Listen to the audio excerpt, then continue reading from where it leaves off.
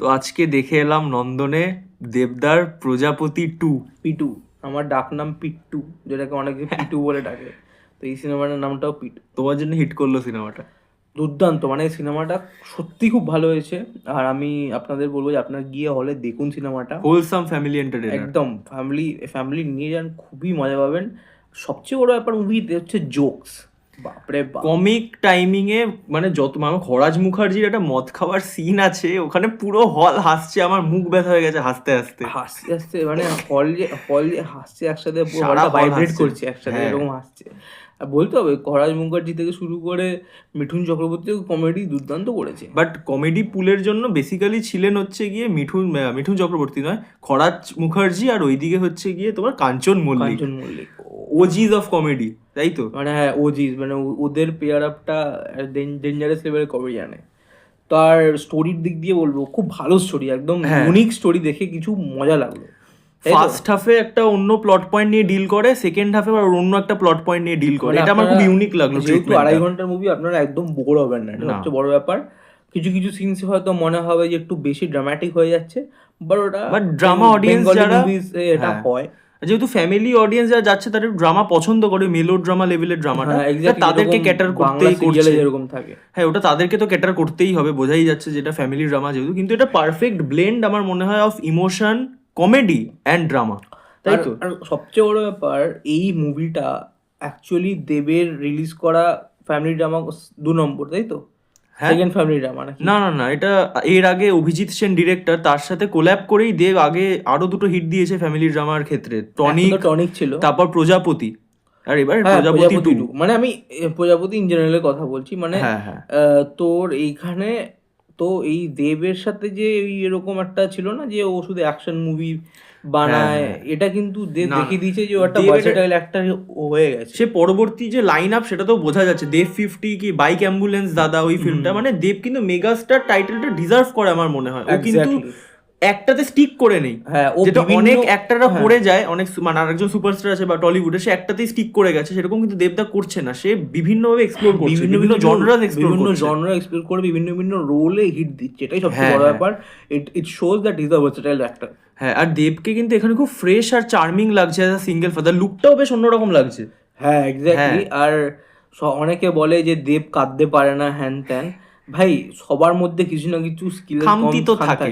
But ওটা কোনোভাবেই আমাদের মানে না, ভিউয়ারশিপকে না। এফেক্ট করছে না, ঠিক কিন্তু আছে? দেব কিন্তু অ্যাজ অ্যান অ্যাক্টর ইভলভ করছে ধীরে ধীরে। হ্যাঁ মানে হ্যাঁ। আগের থেকে মাছ মাছ বেটার আইছে। আর এটা বলতে হবে আমাদের যে জিতের থেকে অনেকটা এগিয়ে, নাকি? হ্যাঁ, আমি তো ওটা আগেই বললাম যে নাম তুলিনি তখন, বাট হ্যাঁ, মানে ভার্সেটা মানে আমি যদি বলি বিভিন্ন রকম জনরা কিন্তু সে এক্সপ্লোর করে যাচ্ছে কন্টিনিউয়াসলি। আর amount of films he is making সত্যি হ্যাঁ। দুর্দান্ত। আর পুরো লাইন আপ আছে ওর পর পর। হ্যাঁ, আর প্রজাপতি 2-তে আর একটা স্ট্রং পিলার হচ্ছে গিয়ে মিঠুন চক্রবর্তী। ও ভাই গড, হ্যাটস অফ, এই এজে এরকম অ্যাক্টিং। আর মিঠুন চক্রবর্তী বিশেষ করে ইমোশনাল সিনস গুলো, ইমোশনাল সিনগুলো তো আমার সিরিয়াসলি পুরো চোখে জল চলে এসেছে। জল চলে আমার একটা প্রথম থেকে মানে স্পিচলেস, মিঠুন চক্রবর্তী মিঠুন এই চক্র- লেভেলের হ্যাঁ। অ্যাক্টিং এখনো দিয়ে যাচ্ছে। আর performance। আমাদের একটা মানে কি বলবো রিকোয়েস্ট, যে পলিটিক্সের জন্য আমার মনে হয় সিনেমা জগৎকে হার্ম করা উচিত না। হ্যাঁ, পলিটিক্সের জায়গায় আর্টের জায়গায়, আর এটা মানে মিলিয়ে ফেললে আপনারা চলবে না। মিঠুন চক্রবর্তীকে দেখলেই বুঝতে পারবেন যে how good he is an actor hmm. And how Bengali industry can use him for further films, হ্যাঁ। তাই তো? হ্যাঁ একদম। আর এখানে খরাজ মুখার্জির সাথে ছিলেন অপরাজিতা আঢ্য। হ্যাঁ, আরে সেই জুটিটা তো বেলার শেষের ভাইবস দিচ্ছিল। উনি প্লে করেছেন হচ্ছে দেবের দেবের দিদি। বাবা, এই সরি দিদি, দিদি, হ্যাঁ দিদি, সরি।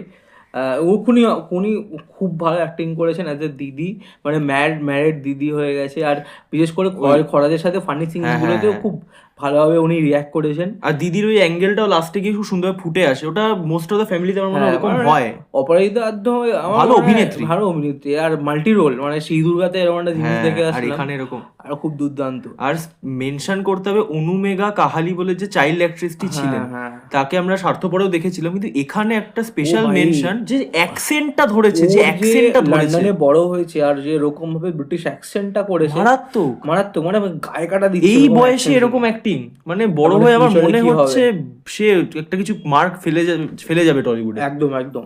আর জ্যোতির্ময়ী কুণ্ডুর মানে বিগ স্ক্রিন ডেবিউ হলো, সে তার নিজের জায়গায় যথেষ্টই ভালো। একদম একদম। আর অনির্বাণ চক্রবর্তীতে আসো, ও বাবা, সাকিবুল হাসান ঝন্টু না জন্তু সেটা বাবু, একেন বাবু। দেখা যাক, দেখে আসবেন।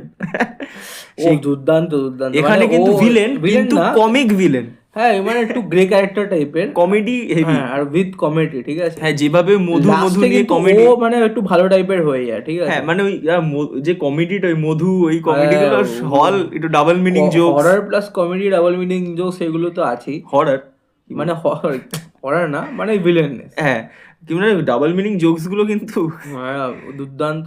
আপনারা পুরো মুভিতে এনজয় করবেন, আপনারা সপরিবারে যান। তাহলে এটাকে কত রেটিং দিবি? আমার জন্য এটা 9/10। আমার জন্য 9/10 এটা ডিজার্ভ করে। হ্যাঁ। আপনারা গিয়ে হলে আর- দেখুন, আর আপনারা হল এঙ্গেজমেন্ট করুন, দেখুন খুব মজা পাবেন। আর ছোট একটা ক্যামিও যেগুলো মেনশন করতেই হয়, পরাণ বন্দ্যোপাধ্যায়, হ্যাঁ। অম্বরীশ ভট্টাচার্য আর দেব ইধিকা আবারও একসাথে হলো এই সিনেমায় একটা গানের পর জন্য। পর মানে এটা একটা এক্সটেন্ডেড ক্যামিও বলা যেতে পারে। এক্স্যাক্টলি।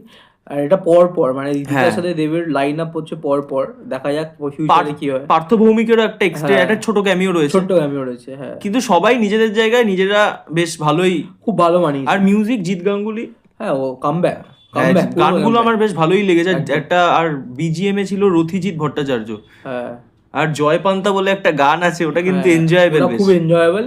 আপনারা মানে কনসেপ্টটা ভেবে খুব আপনারা এনজয় পাবেন, গিয়ে দেখুন সিনেমা। ছোট ছোট একটা মেসেজ আছে, ওগুলো হ্যাঁ। বেশ সুন্দর। ফার্স্ট হাফে একটা অন্য মেসেজ নিয়ে, মানে এই দেশের যে অ্যাঙ্গেল, ওটা একটা সুন্দর মেসেজ দেওয়া হয়েছে। সেকেন্ড হাফে একটা সুন্দর মেসেজ, তো থরলি এনজয় করবেন আপনারা।